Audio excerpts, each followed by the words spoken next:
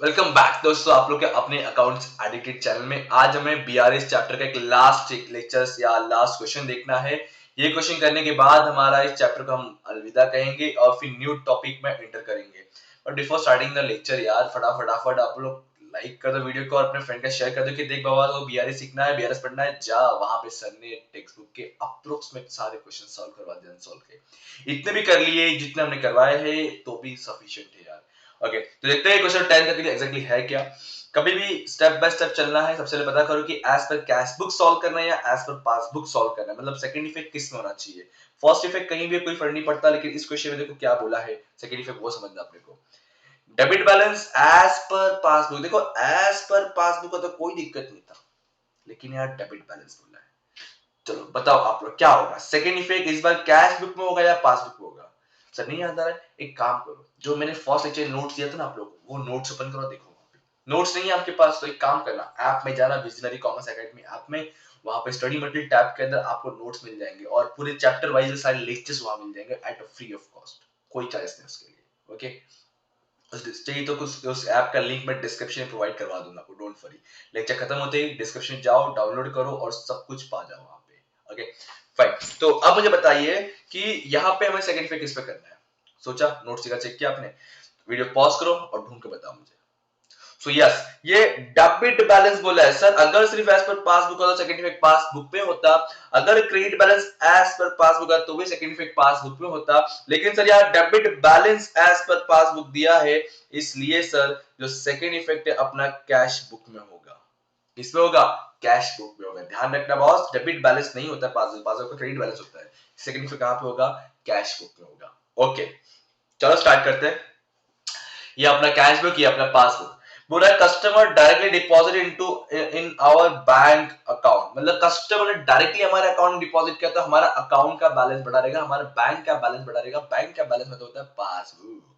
तो पासबुक बढ़ गया, लेकिन कैश बुक जैसे का वैसा है, सेकंड इफेक्ट कैश बुक में ही देना है। बताओ इक्वल करने के लिए क्या करूं, क्या पास को नीचे करूं या कैश को ऊपर करूं। सर पास को नीचे नहीं कर सकते क्योंकि सेकंड इफेक्ट तो कैश में करना है और सेकंड इफेक्ट कैश में करना है, इक्वल करने के लिए ऊपर करना पड़ रहा है। ऊपर ऊपर का मतलब क्या होता है? ऐड करना पड़ रहा है। क्या करना पड़ रहा है? ऐड करना पड़ रहा है। तो ये अपना हो जाएगा ऐड। अब अगर cheque deposit to bank but not credited by bank, important ये है कि मोस्टली होता है कि कैश के रिकॉर्ड नहीं हुआ रहता, यहाँ पे बोला है not credited by bank, bank में रिकॉर्ड ही नहीं हुआ है।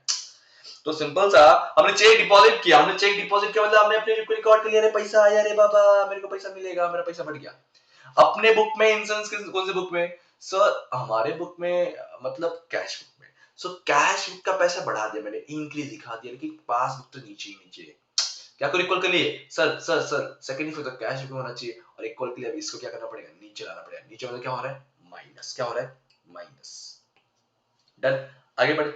अब अगर passbook show debit entry, debit entry का मतलब होता है कि बैंक से पैसा कट होना। बैंक से 300 रुपए कट हुआ बट कैश के रिकॉर्ड नहीं हुआ है। बैंक से कट हुआ मतलब क्या, कहां से कम हुआ रहेगा? पासबुक की कैश बुक, अगर जितने सारे सम्स किया है तो तुमको पता होगा यार कि बैंक से कट हो गया, बैंक से कट हो गया मतलब बैंक बुक मतलब पासबुक कम हो गया, बट कैश बुक जैसे का वैसा है।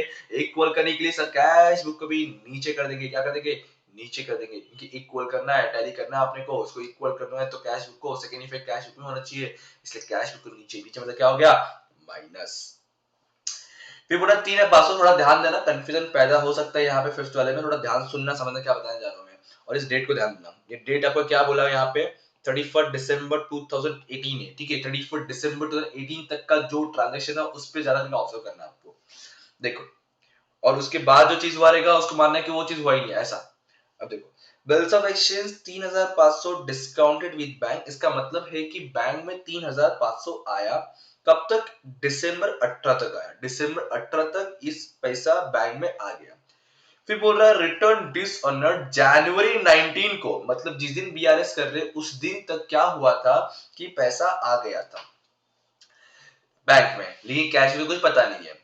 लेकिन बोल रहा है जनवरी 19 से डिसऑर्डर हुआ। अभी जनवरी तो आ गया, अभी मान लो कि चल क्या रहा है 31 दिसंबर, हमें 31 दिसंबर तक का डेटा देखना है खाली, 31 दिसंबर तक का देखना है। 31 दिसंबर के बाद जो हुआ है वो हम ऐसा माने कि वो अपने बीआरएस में कंसीडर ही नहीं कर रहे, हम हुआ ही नहीं करके।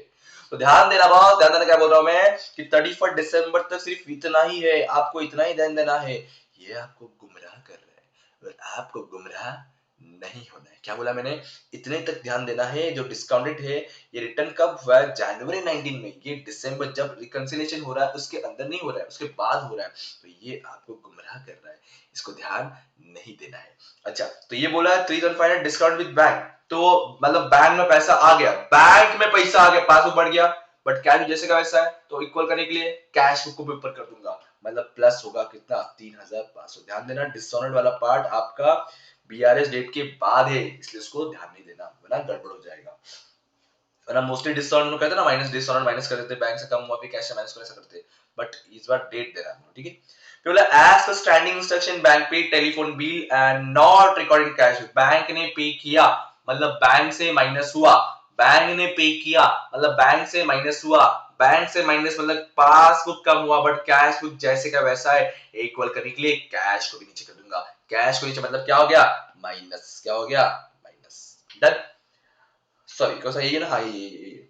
फिर लास्ट से बोला है चेक ऑफ 975 डिपॉजिट। हमने 975 रुपीस का एक चेक डिपॉजिट किया बैंक में और रॉन्गली हमें कैश पे 700। अच्छा, ये डिफरेंस आएगा, ये आपका डिफरेंस आएगा। डिफरेंस पहले निकालो कितना आएगा, उसके बाद देखते हैं प्लस माइनस कितना होना है।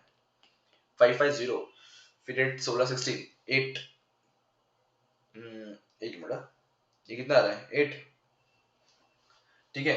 और ये 1, सो 180 का कुछ तो प्लस या तो माइनस होगा, लेट्स सी। अभी बोल रहा है कि हमने डिपॉजिट किया है 975 और वो क्लियर भी हुआ रहेगा, बट गलती से कैश में गलती किया। मैं ध्यान देना, यहाँ हम गड़बड़ कर सकते हैं।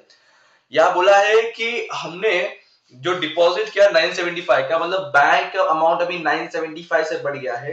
कैश में भी रिकॉर्ड किया हमने, बट कैश में सिर्फ 795 रिकॉर्ड किया है। Got it?